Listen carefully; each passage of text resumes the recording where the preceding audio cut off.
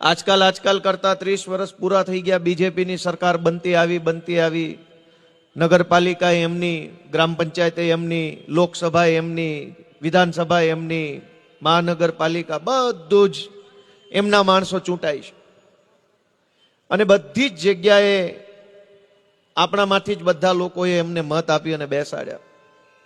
અને ત્યાર પછી આ 30 વર્ષનો સમયગાળા પછી પાછળ વળીને આપણે જરાક જોઈએ, વિચારીએ કે આટલો સમય આપણે ભાજપ પાછળ બગાડ્યો, ભાજપ પાછળ આપણે સમય રોક્યો, એના બદલામાં આપણને શું મળ્યું? આપણી હાલત બદલાણી કે ન બદલાણી? એ વિચાર જો આપણે કરીએ તો આપણને ખ્યાલ આવે છે કે 30 વર્ષમાં ભાજપની પરિસ્થિતિ ઘણી બદલાણી, પણ આપણી પરિસ્થિતિ તો હજુ બદલાણી નથી। અને એટલે હવે વિચારવાની જરૂર ઊભી થઈ છે કે શું કરવું જોઈએ, કેવી રીતે કરવું જોઈએ અને કયા કયા નેતાઓની આગેવાનીમાં આગળ વધવું જોઈએ।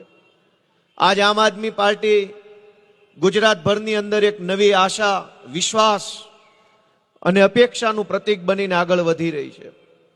વિસાવદર વિધાનસભાની ચૂંટણી પછી આખા ગુજરાતના લોકોની અંદર હિંમત આવી, બળ આવ્યું, બોલવાની બધાની અંદર એક શક્તિ આવી કે હવે તો બોલવું છે, હવે તો કહેવું છે, જ્યાં કંઈ ખોટું થાય, અન્યાય થાય ત્યાં મારે વિરોધ કરવો છે। હજારો લોકો બોલતા થયા, અવાજ ઉઠાવતા થયા। એનું સૌથી પહેલું એક પરિણામ મળ્યું। વિસાવદર વિધાનસભાની ચૂંટણી પછી ગુજરાતભરના લોકોમાં જે હિંમત આવી, બોલતા થયા, એના કારણે સરકાર ઉપર એક અસર પડી। અને અસર એવી પડી કે સરકારે તાત્કાલિક મંત્રીમંડળ બદલવું પડ્યું। તમે વિચારો કે જો વિસાવદરની વિધાનસભાની ચૂંટણીમાં હું ન જીત્યો હોત તો મંત્રીમંડળ બદલાયું હોત કે ના બદલાયું હોત? ના બદલાયું હોત। વિસાવદર પછી એવડો મોટો ગુજરાતની અંદર માહોલ બન્યો કે સરકારે મંત્રીમંડળ બદલાવવું પડ્યું। અને એનોય વાંધો નથી, ભલે બદલાયું, પણ નવા જે કોઈ પણ માણસો મંત્રી બન્યા છે એ બધાનું રાજકોટમાં, અમદાવાદમાં, સુરતમાં સન્માન સમારોહ ચાલુ છે। તમે બધા ટીવીમાં જોતા હશો, થાય છે કે નહીં? આખું ટોળું ઘડી રાજકોટ જાય, ન્યા સન્માન, સુરત જાય, ન્યા સન્માન, અમદાવાદમાં સન્માન।